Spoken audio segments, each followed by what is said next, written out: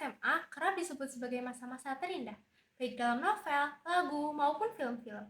Tidak heran, sebab dalam masa SMA, kita belajar untuk menemukan jati diri, menikmati kehidupan pertemanan, hingga mengeksplorasi bakat dan minat kita masing-masing. Perkenalkan, nama saya Alifah Fatihata Rizky dari SMA Muhammadiyah Borobudur. Pada kesempatan kali ini, saya akan menyampaikan resensi singkat saya terkait novel Soulmate karangan Dede Syifa Izzatul Aulia. Resensi ini saya buat sebagai bentuk partisipasi saya dalam mengikuti lomba resensi buku yang diadakan oleh Dinas Perpustakaan dan Kearsipan Kabupaten Magelang tahun 2026. Novel Soulmate ditulis oleh Dede Syifa Izzatul Aulia dan diterbitkan oleh penerbit Hamera Pustaka pada tahun 2023. Novel ini menceritakan tentang kehidupan sepasang saudari kembar bernama Reina dan Raina yang saling bertolak belakang, baik secara sifat maupun kemampuan. Mulanya, kehidupan mereka berjalan baik-baik saja secara beriringan. Reina dengan sahabatnya dan Raina dengan kawan-kawannya di kelas yang berbeda. Namun, kehidupan mereka berubah semenjak kedatangan Arya, si murid baru. Kedatangan Arya inilah yang nantinya akan menjadi konflik utama dalam kehidupan si kembar. Walaupun konflik utamanya berkaitan dengan percintaan, novel ini lebih dari sekadar novel romansa SMA pada umumnya.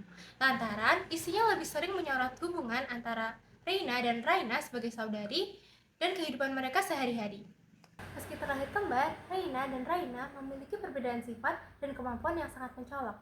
Reina cenderung lebih tertutup dan fokus pada akademik, sedangkan Raina cenderung lebih tegas namun supel, memiliki lebih banyak teman, dan aktif dalam olahraga basket. Perbedaan sifat ini mulanya terlihat tidak terlalu berpengaruh bagi plot. Namun, jika ditelik lebih lanjut, perbedaan sifat inilah yang nantinya akan membentuk alur cerita, sikap, dan jalan yang ditempuh masing-masing tokoh. Di samping konflik utama mereka yang berkesambungan, Reina dan Raina memiliki konflik masing-masing yang berbeda. Konflik Raina cenderung lebih fokus pada basket, dan konflik Reina lebih fokus pada akademik. Cara tokoh utama menyelesaikan masing-masing masalah ditulis dengan sangat baik dan realistis, sehingga pembaca dapat dengan mudah memahami alur cerita dan memahami perasaan tokoh.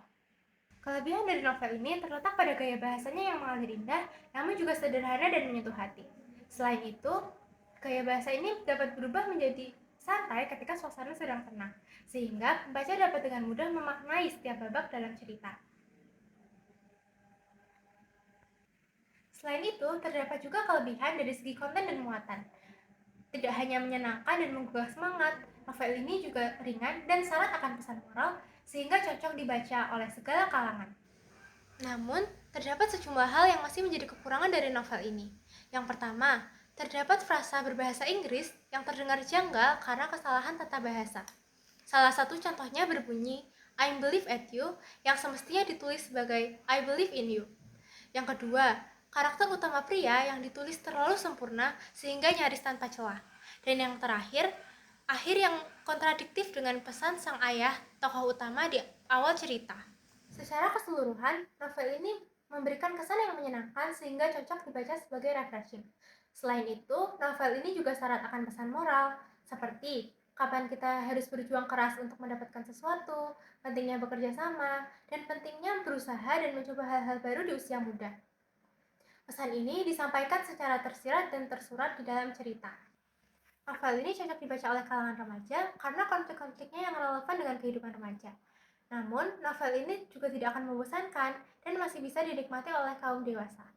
Sekian dari saya, terima kasih.